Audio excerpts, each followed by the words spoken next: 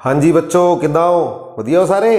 तो आपां पढ़ रहे सी बच्चों 11वां पाठ 9वीं जमात का भारतीय लोकतंत्र की स्थापना अते स्वरूप। पिछली वीडियो च आपां पढ़िया सी बच्चों संविधान का निर्माण किस तरह होया। आपां पढ़िया सी 2 साल 11 महीने और 18 दिन लगे भारतीय संविधान नूं तैयार होने विच। तो वो संविधान तैयार किया सी संविधान सभा ने बच्चों। तो अज आपां पढ़ांगे बड़ा ही इंपॉर्टेंट पार्ट प्रस्तावना। भारतीय संविधान की प्रस्तावना प्रियंबल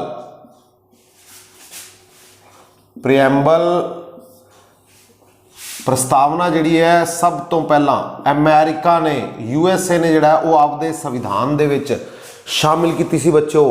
अमेरिका ने तो आपां प्रस्तावना का जिहड़ा कॉन्सैप्ट है आइडिया है वो कित्थों लिया है, किहड़े देश तो? अमेरिका तो। ठीक है बच्चों। तो प्रेम्बल प्रस्तावना जिसनों भारतीय संविधान की कुंजी क्या जाता है बच्चों? चाबी। ठीक है। तो यानी कि कॉन्स्टिट्यूशन वाला जो ताला है भारतीय संविधान का वो किस चाबी नाल खुलता है? तो उस चाबी का नाम है बच्चों प्रस्तावना। बड़ा ही इंपॉर्टेंट पार्ट है प्रस्तावना प्रेम्बल। तो प्रेम्बल जी है बच्चों वो शुरू होती है वी आर द पीपल।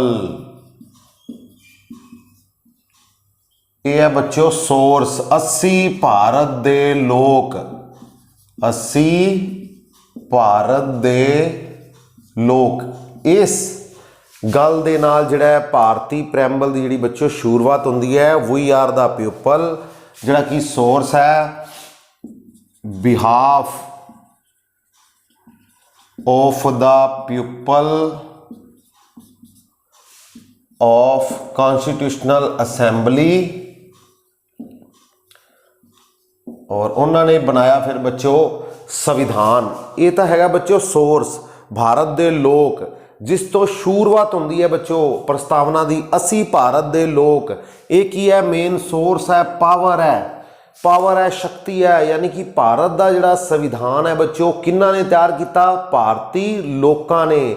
ठीक है बच्चों, भारतीय लोकां ने तैयार किया और भारत दे लई ही तैयार किया। भारतीय लोकां दे बिहाव ते किसने तैयार किया बच्चों? कॉन्स्टिट्यूशनल असेंबली ने, संविधान सभा ने बच्चों। संविधान सभा जिस दे विच आपां पढ़िया सी किन्ने मैंबर सी कुल? पिछली वीडियो च पढ़िया सी आपां बच्चों। ठीक है ना, 389 याद आ गया।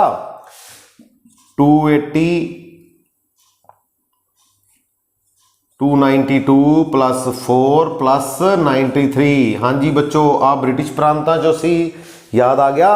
और 93 देसी रियासतां सो सी। तो ये सी संविधान सभा के मैंबर कुल 399। तुहानूं दस्सिया सी बच्चों संविधान सभा ने जिहड़ा वो दो तरह नाल काम करदी सी।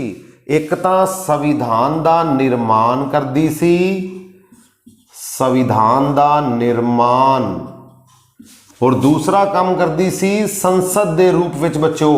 जदों ये संविधान सभा का निर्माण करती सी तो उदों डॉक्टर राजेंद्र प्रसाद इस दे प्रधान होंदे सी बच्चों। और जदों ये संसद के रूप में काम करती सी तो फिर GV मावलंकर इस दे प्रधान होंदे सी। ठीक है बच्चों, ये गल याद रखनी है। तुहानूं दस्सिया भी सी भी भारतीय संविधान सभा किन्ने तरीके नाल काम करती सी? 2। एक तो संविधान सभा का निर्माण करती सी, दूसरा संसद के रूप में काम करती सी। जदों संविधान सभा के निर्माण के रूप में काम करती सी तो प्रधान कौन होंदे सी? राजेंद्र प्रसाद, जिहड़े कि भारत के पहले राष्ट्रपति बने। और यही संविधान सभा के की सी परमानेंट प्रधान 11 दिसंबर 1946 नूं। ठीक है बच्चों, इन्हों प्रधान चुनिया गया। और जदों संसद के रूप में काम करती सी फिर GV मावलंकर प्रधान हो जाते सी, जिहड़े कि भारत के पहले स्पीकर सी बच्चों, लोक सभा के पहले स्पीकर। तो इस तरीके दे नाल we are the people, 80 Bharat के लोग, 80 भारत के लोग, भारतीय लोगों की शक्ति ही जिहड़ी है पावर है वही मेन संविधान का जिहड़ा बच्चों आधार है। तो उस तो ही भारतीय प्रस्तावना की शुरुआत होती है। और कॉन्स्टिट्यूशनल असेंबली संविधान सभा ने भारतीय लोगों के बिहाफ ते जिहड़ा तैयार किया कॉन्स्टिट्यूशन संविधान। ठीक है बच्चों, ये तो होगी पहली गल। दूसरी गल दूसरी गल करिए ਤਾਂ ਇਸ ਤੋਂ ਬਾਅਦ ਭਾਰਤੀ ਸੰਵਿਧਾਨ ਦੇ ਜਿਹੜੇ ਬੱਚੋ ਮੇਨ 5 ਜਿਹੜੇ ਕੀ ਨੇ ਬੱਚੋ नेचर भारतीय संविधान दी नेचर किस तरह दी बच्चों सोवरिजन सोशलिस्ट प्रभु सत्ता संपन्न सोशलिस्ट समाजवादी सेक्युलर धर्मनिरपेक्ष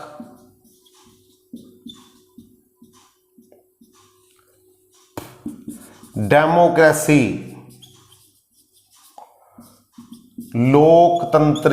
लोकतंत्र और रिपब्लिक गणराज। हाँ जी बच्चों, तो ये भारती संविधान दे भारती प्रैम्बल दियां 5 मेन की ने भारती संविधान की जिहड़ी नेचर है प्रैम्बल की नेचर है। पहली गल प्रभु सत्ता संपन्न। हाँ जी प्रभु सत्ता संपन्न सोवरिजन तो भारत जिहड़ा है वो नेचर तो सोवरिजन स्टेट है प्रभु सत्ता संपन्न है यानी कि भारत एक्सटर्नल और इंटरनल रूप दे विच बच्चों की है पावरफुल है शक्तिशाली है। हुण भारत के उपर किसी तरह का कोई दबाव नहीं है क्योंकि भारत की हो चुका है आज़ाद हो चुका है तो इंडिपेंडेंट है बच्चों।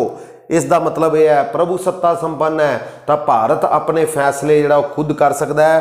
वो किसी भी संस्था का मैंबर हो सकता है किसी भी संस्था को छड़ सकता है जिस तरह भारत यूएनओ का मैंबर है कॉमनवेल्थ का मैंबर है ठीक है ना बच्चों। तो काफ़ी ज़्यादा जी इंटरनेशनल ऑर्गेनाइजेशन ने ग्रुप्स ने भारत उन्होंने अपनी मर्जी के नाल बच्चों मैंबर है तो यानी कि अपने फैसले खुद लैन लई आज़ाद है। ये गल किस विच आंदी है प्रभु सत्ता संपन्न सोवरिजन स्टेट है इंडिया। ओके बच्चों, नेचर दूसरी नेचर की गल करिए तो यह है समाजवादी। हाँ जी बच्चों समाजवादी गल करता है भारत सोशलिस्ट और सैकुलर ये दोनों शब्द जिहड़े ने बच्चों भारतीय संविधान दे विच 42वीं सोध करके 1976 दे विच जोड़े गए सी। हाँ जी भारतीय संविधान दे विच सोशलिस्ट और सैकुलर यानी कि समाजवादी और धर्मनिरपेक्ष दोनों शब्द कदों जोड़े गए 42वीं सोध करके 1976 विच यानी कि भारतीय संविधान किस चीज़ की गल करता है महात्मा गांधी और JL नेहरू दा ये आइडिया सी बच्चों भी भारत जिहड़ा वो समाजवादी होना चाहिए यानी कि सरकार दा जिहड़ा वो पूरा नियंत्रण होएगा बच्चों। भारत दे विच सारे सोर्सिस दे उपर जिन्ने भी इंडिया दे कोल सोर्सिस ने उस दे उपर किस दा कंट्रोल होएगा सरकार दा कंट्रोल होएगा। ये सरकार दी जिम्मेवारी होएगी हर वर्ग नूं जिहड़ा उस सोर्सिस दे जिहड़े अपॉर्चुनिटीज़ ने वो फायदे देने लोगों को पहुँचाना हर वर्ग दे तो वो किस दी जिम्मेवारी होएगी सरकार दी। यानी कि पूरी तरह भारत दे विच सरकारी हत्थां दे विच सारा काम होएगा। ये गल कीती गई सी कदों बच्चों समाजवादी शब्द जदों जोड़िया गया 1976 विच 42वीं सोध करके बच्चों। तीसरी गल नेचर पक्षों तो भारत की है एक धर्मनिरपेक्ष राज है। हाँ जी इंडिया का जिहड़ा कोई भी की नहीं गा बच्चों स्टेट रिलीजन नहीं गा। भारत का कोई भी जिहड़ा वो राज धर्म नहीं है। अगर आप आपके गुआढ़ी देशों की गल करिए तो जिस तरह पाकिस्तान है बच्चों अफगानिस्तान है बांग्लादेश तो इन्हां दी देशों की गल करिए तो इन्हां दा स्टेट धर्म है बच्चों राज धर्म है इस्लाम। तो ये इस्लामिक कंट्री ने आपां नूं पता है तो इन्हां दा स्टेट धर्म राज धर्म की है इस्लाम। लेकिन भारत का जिहड़ा वो कोई भी राज धर्म बच्चों नहीं गा। भारत में हर एक व्यक्ति कोई भी व्यक्ति किसी भी धर्म को अपना सकता है। वो सिख हो सकता है हिंदू हो सकता है मुसलमान हो सकता है बुद्धिस्ट जैनिज्म ठीक है ना वो किसी भी धर्म को अपना सकता है। लेकिन भारत का कोई भी बच्चों आपदा राज धर्म नहीं है ना ही कोई स्टेट रिलीजन है ठीक है बच्चों। ये भारत के संविधान की नेचर है ठीक है। प्रैम्बल दे विच एक गल लिखी हुई है जिसनों 42वीं सोध करके 1976 में जोड़िया गया सी। और ये गल ज़्यादा पूरी तरह लागू कित्थे होंदी है बच्चों 25 तो 28 नंबर आर्टिकल जिहड़े कि भारती संविधान दे विच फंडामेंटल राइट्स दे विच दिते गए ने धर्म नाल संबंधित, तो उत्थे गल पूरी तरह लागू हो जाती है बच्चों।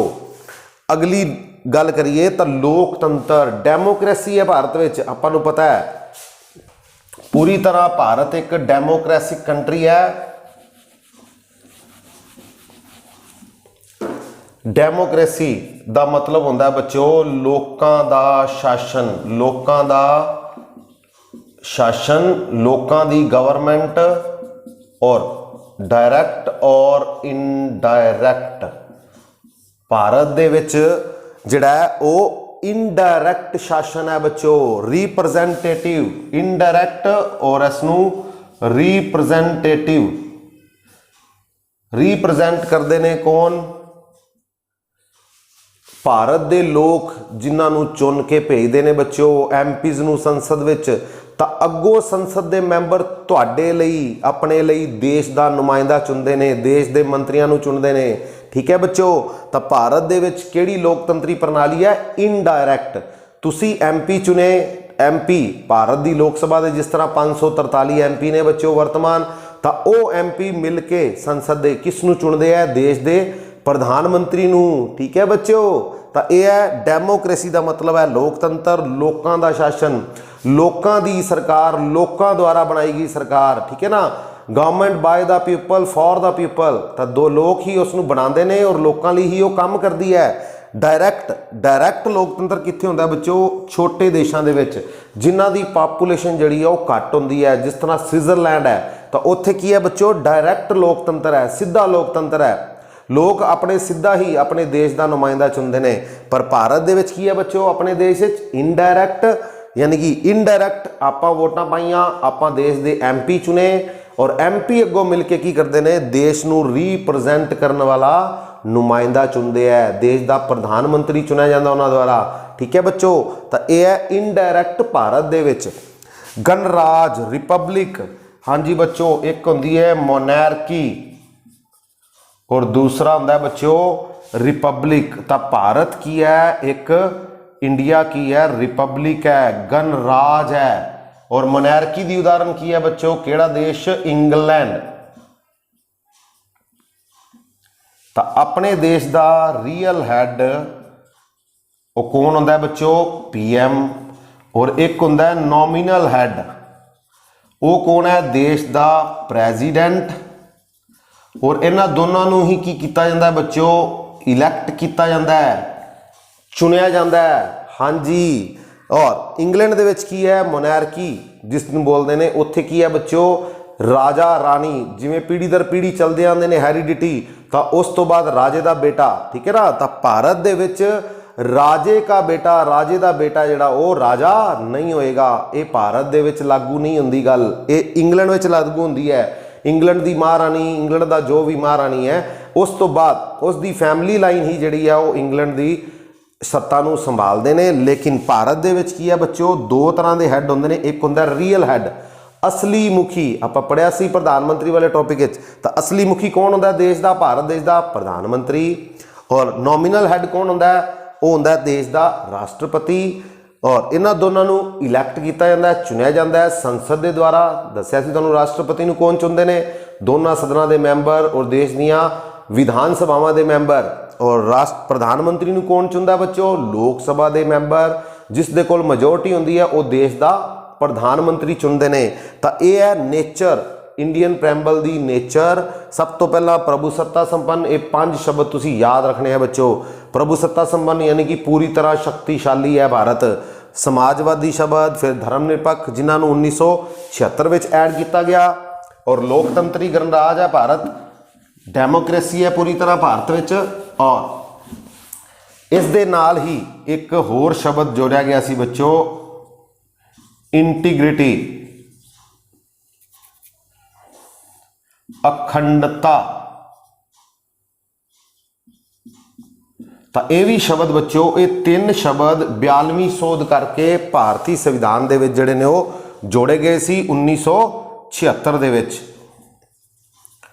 ਇੰਟੀਗ੍ਰਿਟੀ, ਅਖੰਡਤਾ, ਧਰਮ ਨਿਰਪੱਖ, ਸਮਾਜਵਾਦੀ, ਇਹ ਤਿੰਨੋਂ ਸ਼ਬਦ ਭਾਰਤ ਦੇ ਵਿੱਚ ਪਹਿਲੀ ਤੇ ਆਖਰੀ ਵਾਰ ਭਾਰਤੀ ਸੰਵਿਧਾਨ ਦੀ ਪ੍ਰਸਤਾਵਨਾ ਵਿੱਚ ਅਮੈਂਡਮੈਂਟ ਕੀਤੀ ਗਈ ਸੀ 1976 ਵਿੱਚ, ਔਰ ਇਹ ਤਿੰਨ ਨਵੇਂ ਸ਼ਬਦ ਉਸ ਦੇ ਵਿੱਚ ਬੱਚੋ ਜੋੜੇ ਗਏ ਸੀ। ਠੀਕ ਹੈ ਬੱਚੋ, ਹੁਣ ਗੱਲ ਕਰਦੇ ਹਾਂ ਬੱਚੋ ਭਾਰਤੀ ਸੰਵਿਧਾਨ ਦੀ ਪ੍ਰੈਂਬਲ ਦੀ ਦੇ objectives the.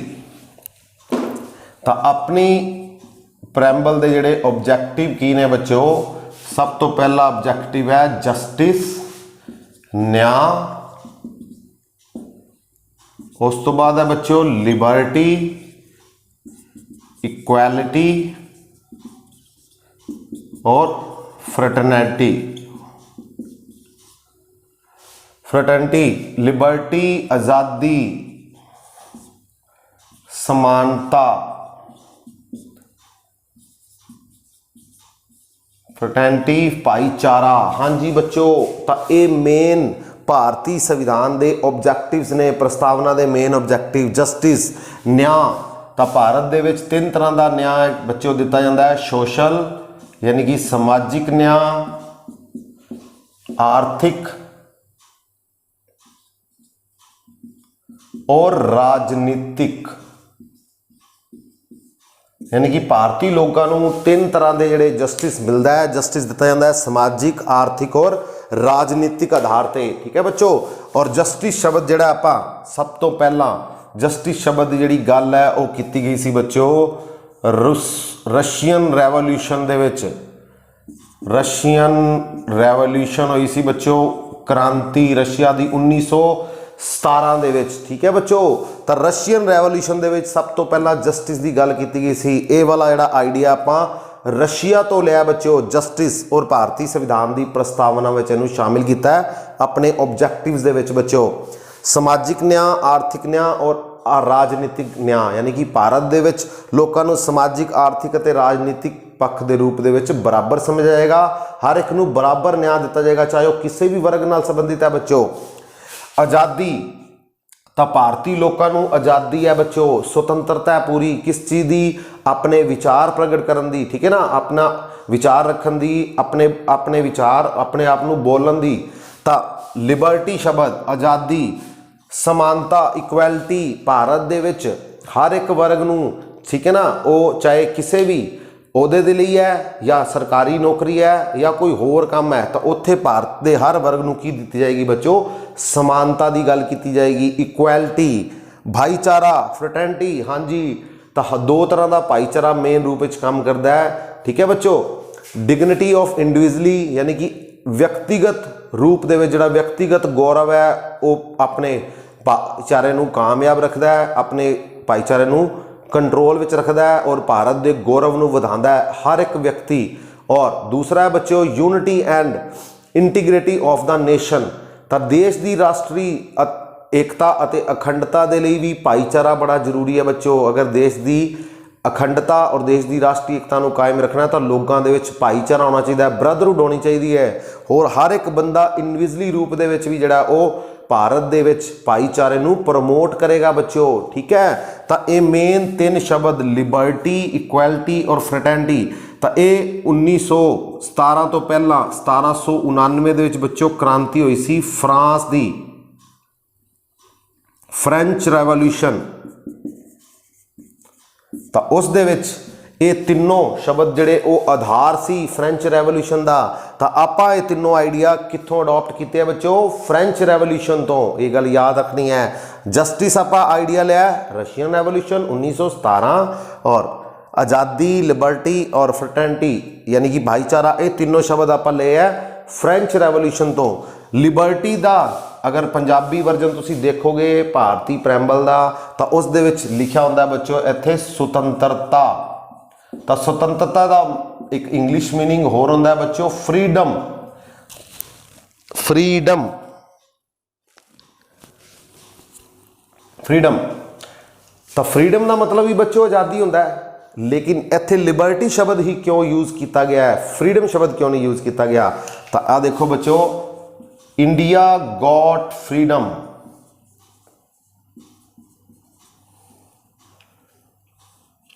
on 15 August 1947 by the Government of India Act 1947.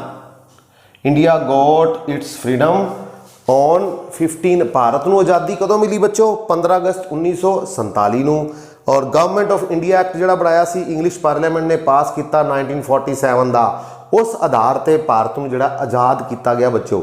ਠੀਕ ਹੈ ਬੱਚੋ, ਜਦੋਂ ਕੋਈ ਸੰਸਥਾ, ਕੋਈ ਦੇਸ਼, ਕੋਈ ਰਾਜ ਕਿਸੇ ਨੂੰ ਆਜ਼ਾਦ ਕਰਦਾ ਹੈ ਤਾਂ ਉੱਥੇ ਸ਼ਬਦ ਯੂਜ਼ ਕੀਤਾ ਜਾਂਦਾ ਬੱਚੋ ਫਰੀडम।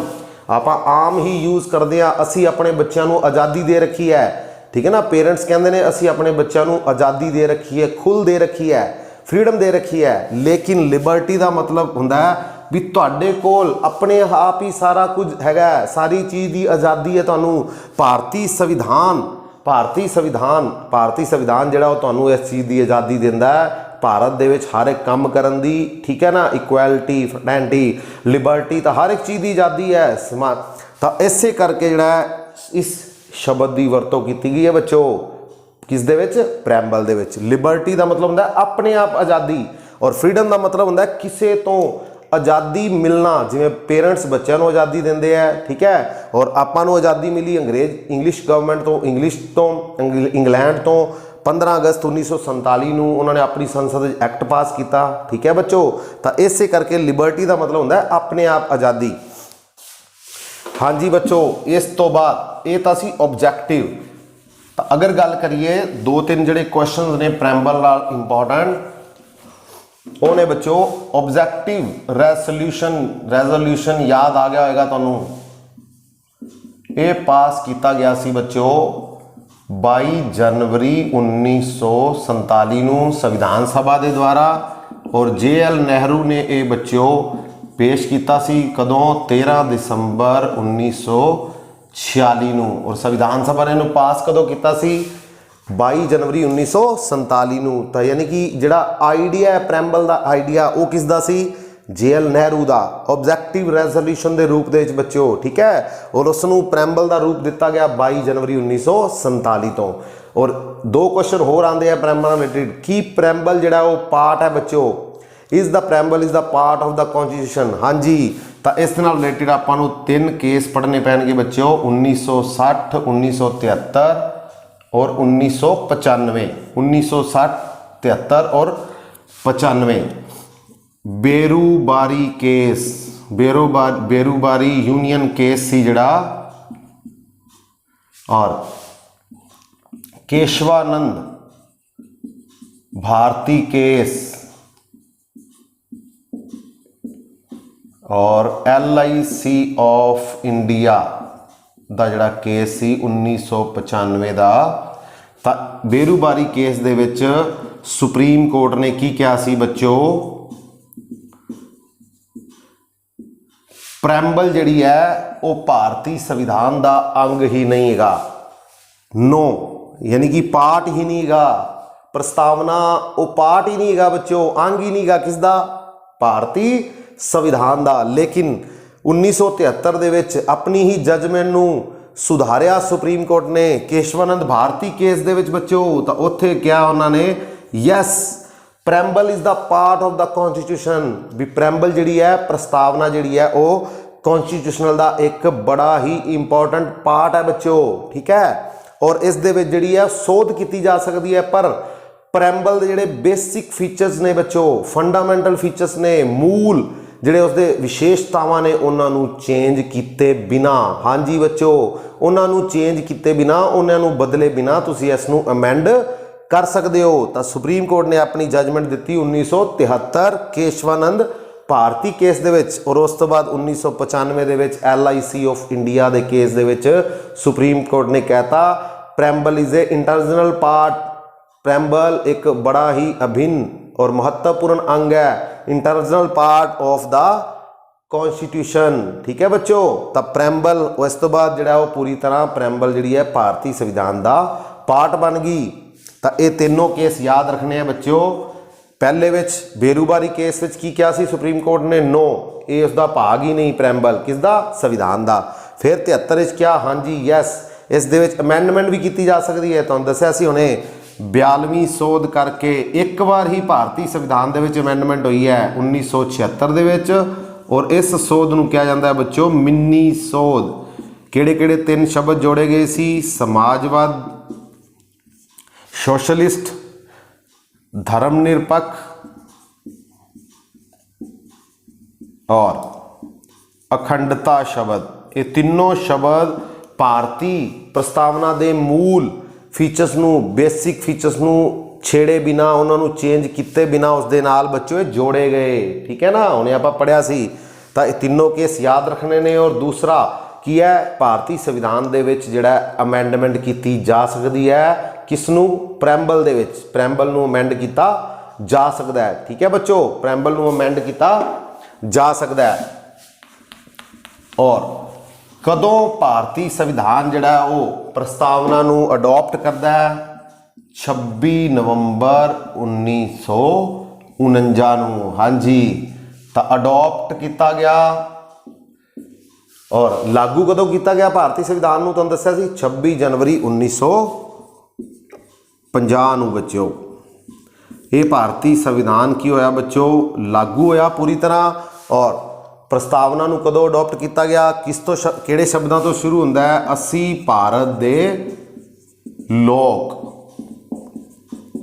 ये सोर्स है, इत्थों जिहड़ी प्रस्तावना शुरू होंदी है, जिसनूं भारतीय संविधान की कुंजी कहा जाता है, चाबी कहा जाता है, सक्सैस कहा जाता है। ठीक है ना, तो यह है प्रैम्बल, बड़ा ही इंपॉर्टेंट पार्ट। और अमेरिका देश तो आप अडॉप्ट की है।